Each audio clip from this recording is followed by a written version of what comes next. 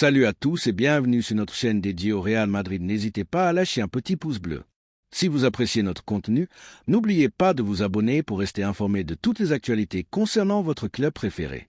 Dans cette vidéo, nous avons 3 nouvelles très importantes concernant notre club bien-aimé. Passons à la première. Le Real Madrid a mis fin à la période d'attente et accélère pour finaliser le transfert de Javi Guerra, le jeune milieu de terrain de Valence qui est devenu le nouvel objectif prioritaire de Xavi Alonso, récemment arrivé sur le banc madrilène.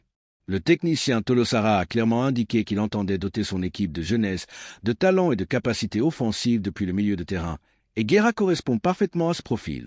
Son irruption au milieu de terrain de Valence cette saison a été l'une des grandes surprises de l'année, mélangeant une technique affinée avec une capacité remarquable à briser les lignes, récupérer des ballons dans des zones clés et connecter le jeu avec discernement.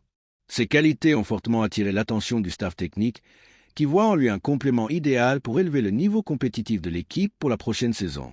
De son côté, Valence, conscient que le joueur peut faire un bond en avant au niveau européen et ayant besoin d'équilibrer ses comptes, est prêt à écouter des offres sérieuses pour un montant proche de 40 millions d'euros.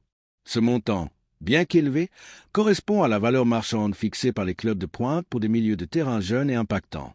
Le Real Madrid travaille déjà à la présentation d'une proposition qui inclut des variables sportives concrètes, dans le but de conclure l'opération sans entrer dans une guerre d'enchères.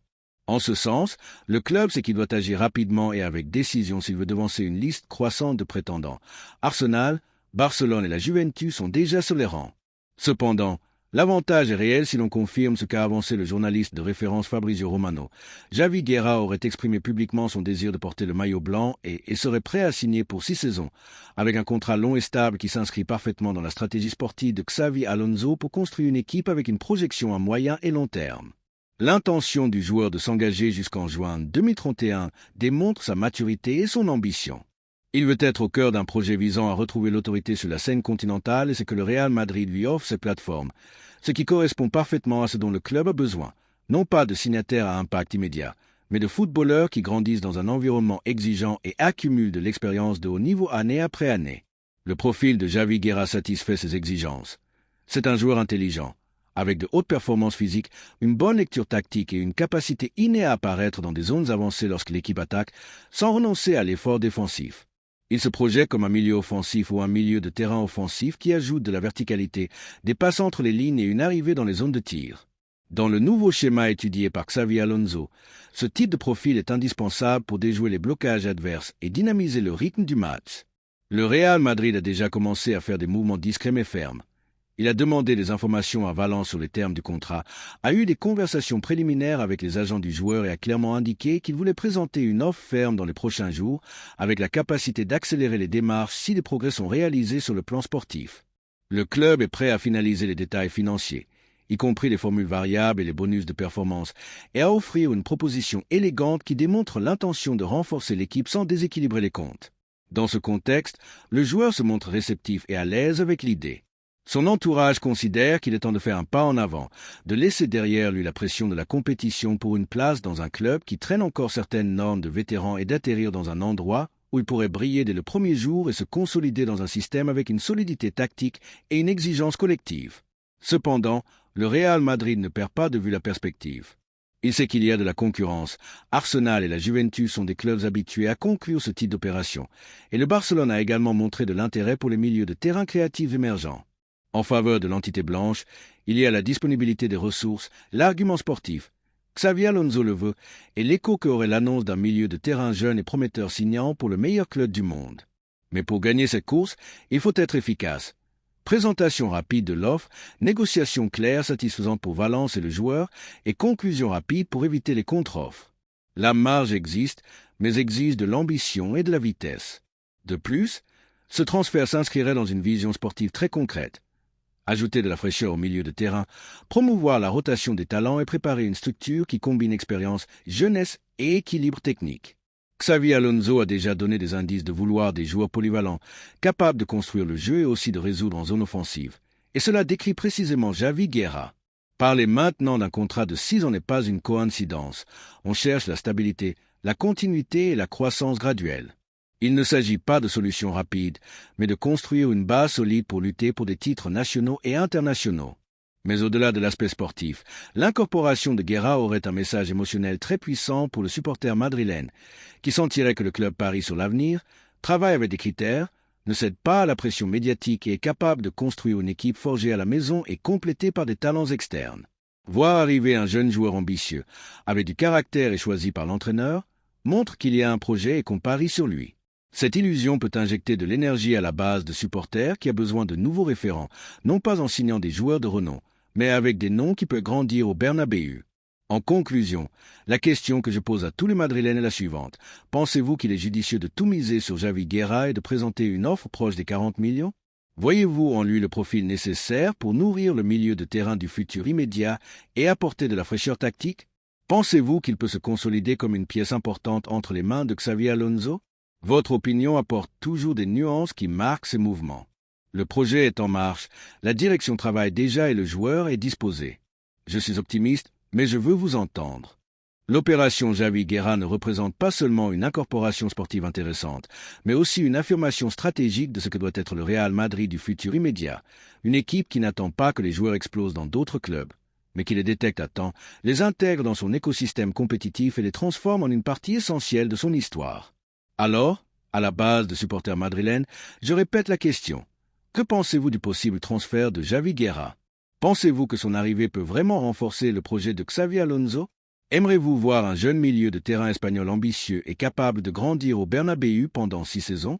N'est-ce pas précisément ce type de joueur que nous devons intégrer dans notre structure si nous voulons continuer à dominer non seulement avec des titres, mais aussi avec un sens du projet? La deuxième nouvelle concerne une décision très importante pour notre club bien-aimé. La possible arrivée de Víctor Gyökeres a généré un fort débat parmi les Madrilènes, et en tant que supporter blanc, je sens que cette opération peut être éloignée de ce qui pousse vraiment le club vers la grandeur. Je ne nie pas le talent du Suédois ni sa capacité à marquer des buts en Liga portugaise, mais dépenser 70 millions pour un joueur qui n'a pas encore prouvé sa valeur dans des contextes de haute performance et d'exigence est un pari trop téméraire. Le club ne peut pas se permettre de recruter par impulsion ni de baser des décisions stratégiques sur des statistiques gonflées par une compétition plus faible. Dans un contexte où la gestion économique et sportive exige précision et responsabilité, investir ce montant nous oblige à nous demander quelle option contribue le plus au projet et au style de jeu que représente le Real Madrid. Car il ne s'agit pas seulement d'ajouter des buts, mais que ces buts aient de la valeur en Liga, en champion, dans des matchs décisifs et contre des rivaux de haut niveau. Gyökeres est un attaquant qui a marqué des buts, oui, mais quel impact son jeu a-t-il eu dans des matchs décisifs? Le Sporting de Lisbonne domine sa ligue presque sans opposition, ce qui permet des records de buts qui ne sont pas transposables au niveau supérieur. Nous n'avons pas vu beaucoup de joueurs prometteurs dans des ligues mineures perdre de leur éclat face à des défenses compactes et organisées. Ce bruit confirme seulement que le Real Madrid doit exiger non seulement une capacité à marquer, mais aussi de l'adaptabilité, la capacité de jouer dans des espaces réduits, une compréhension tactique et une résistance émotionnelle. Gyökeres n'a pas été testé en champion, il n'a pas été examiné dans les classiques ni dans des matchs à haute pression.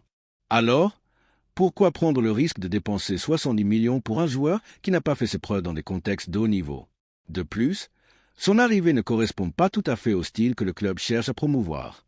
Ici, il faut un attaquant qui sache combiner, presser sans le ballon, s'impliquer dans la construction offensive et ne pas seulement vivre du tir.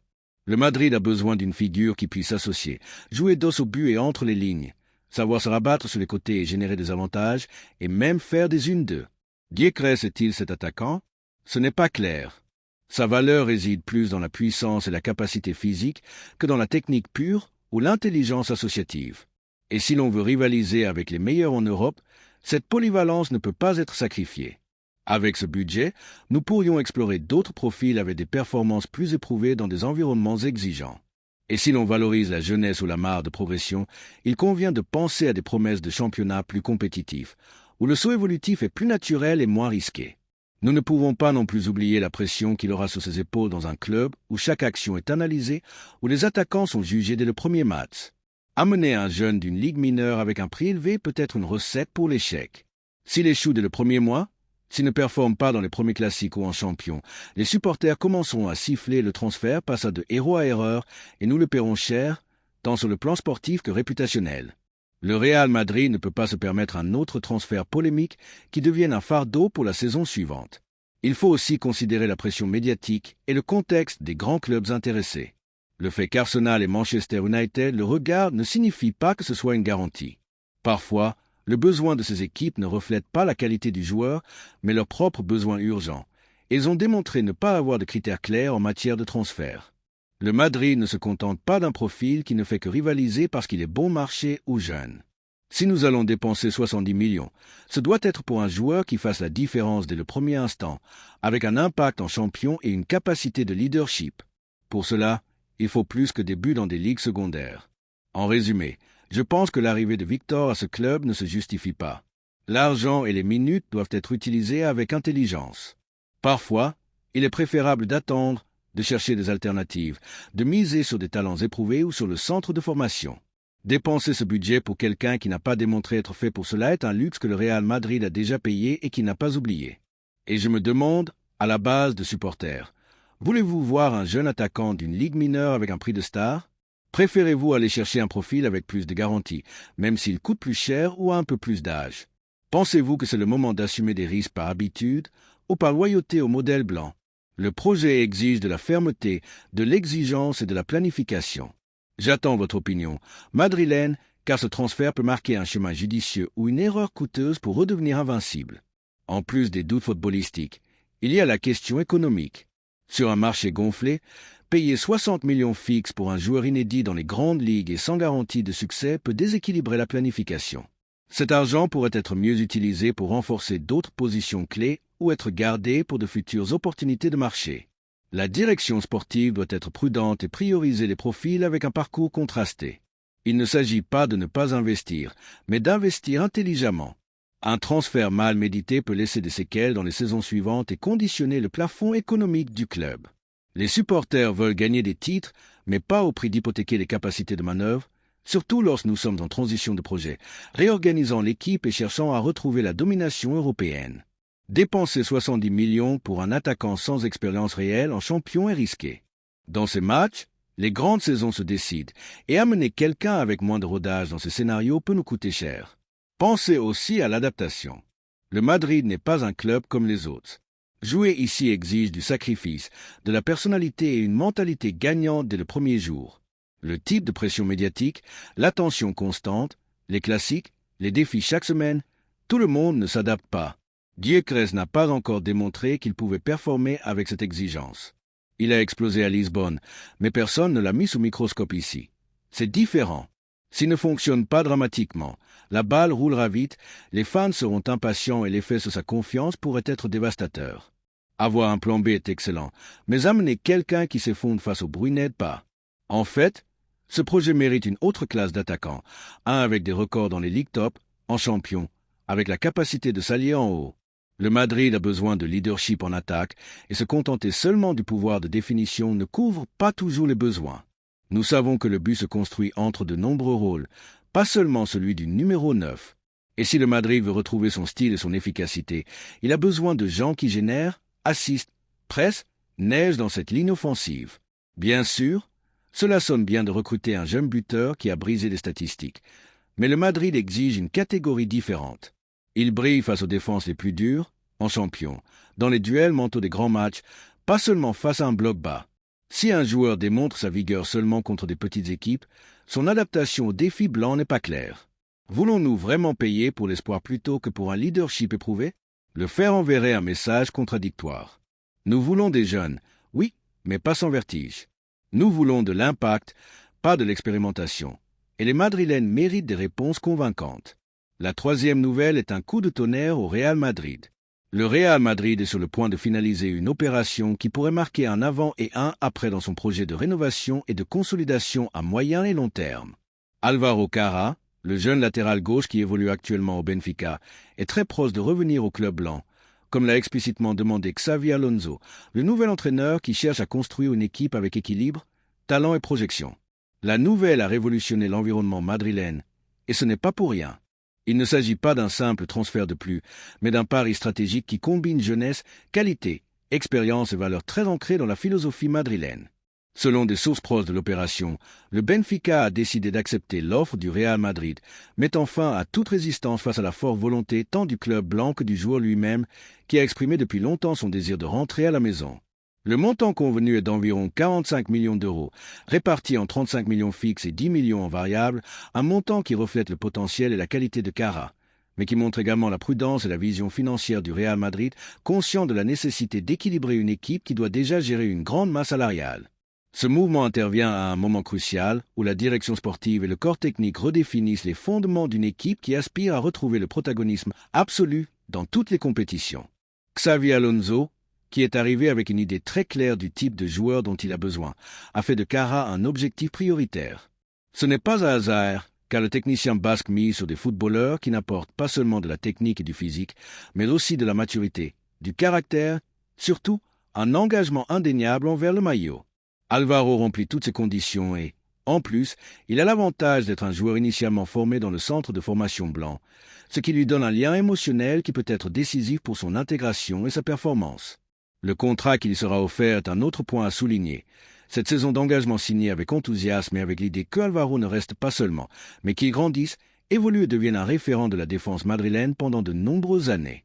De plus, le salaire annuel convenu est estimé à 6 millions d'euros net, un montant compétitif qui peut être augmenté en fonction de la réalisation d'objectifs tant individuels que collectifs. Cela démontre l'engagement mutuel. Le club croit en son potentiel et lui offre de la stabilité, tandis que le joueur assume le défi avec l'envie de démontrer qu'il mérite chaque euro perçu. D'un point de vue purement footballistique, Álvaro Kara est un latéral qui s'adapte parfaitement aux besoins actuels de l'équipe. C'est un footballeur qui combine l'intensité défensive avec la qualité technique, ce qui lui permet de se débrouiller avec aisance tant dans les tâches de contention que dans les incorporations à l'attaque.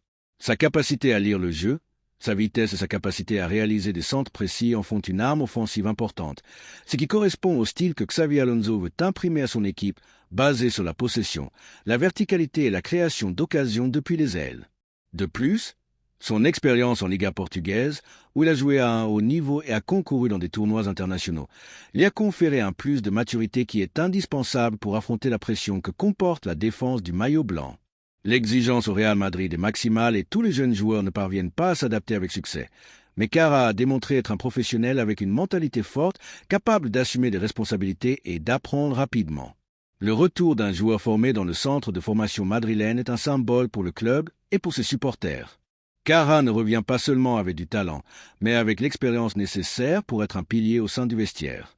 Les valeurs qu'il transmet, son respect pour l'histoire du club et son identification avec le maillot blanc sont des aspects intangibles qui auront sans aucun doute un impact positif sur la dynamique de l'équipe. Les supporters madrilènes apprécient particulièrement ces caractéristiques et voient en Kara un joueur qui représente l'esprit du club peut générer une connexion très forte dès le premier moment. En ce qui concerne la gestion institutionnelle, le Real Madrid a une fois de plus démontré sa capacité à mener les négociations avec diplomatie et efficacité. La discrétion avec laquelle tout le processus a été mené a évité des tensions inutiles et a permis que les conversations se développent dans un environnement de respect mutuel entre les deux clubs.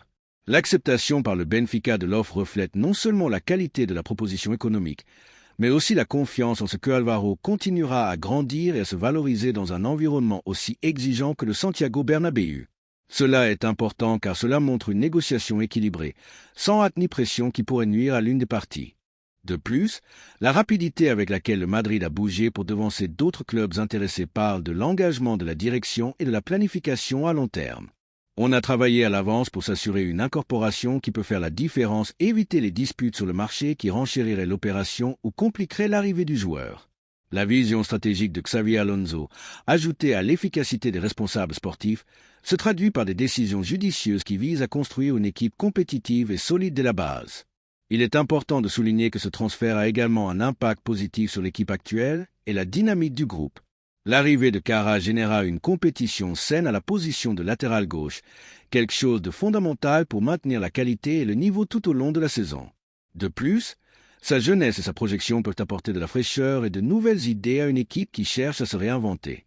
Cette compétition interne est clé pour que l'ensemble blanc maintienne la fin de victoire et l'excellence qui ont toujours caractérisé le club. De là, en tant que madrilène et supporter passionné du club, je ne peux que montrer mon enthousiasme et mon soutien à ce mouvement.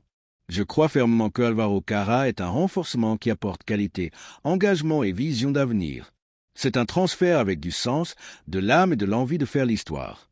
Je suis convaincu que, avec le temps, celui-ci sera rappelé comme l'un des grands succès de cette étape de rénovation que vit le Real Madrid. Kara est un nom pour s'enthousiasmer, pour rêver et pour croire que le club continue à miser sur le meilleur, sur le centre de formation et sur le jeune talent avec une touche madrilène. Maintenant, la question pour les supporters est claire. Que pensez-vous de cette incorporation? Pensez-vous que Álvaro Kara a le potentiel et les conditions pour triompher au Bernabéu? Pensez-vous que le pari sur un jeune talent formé à la maison est la meilleure manière d'affronter l'avenir du club? Vous enthousiasme l'idée de voir un joueur avec tant d'engagement et de projection défendre les couleurs du Real Madrid pendant les 7 prochaines saisons? J'aimerais connaître votre opinion et ouvrir un débat sur ce transfert qui promet d'être l'un des plus importants de l'été. Laissez-nous votre opinion dans les commentaires. Merci d'avoir regardé cette vidéo et j'espère que cette vidéo vous a plu. N'hésitez pas à lâcher un petit pouce bleu, vous abonner à la chaîne et à activer la cloche pour ne rien manquer des prochaines vidéos.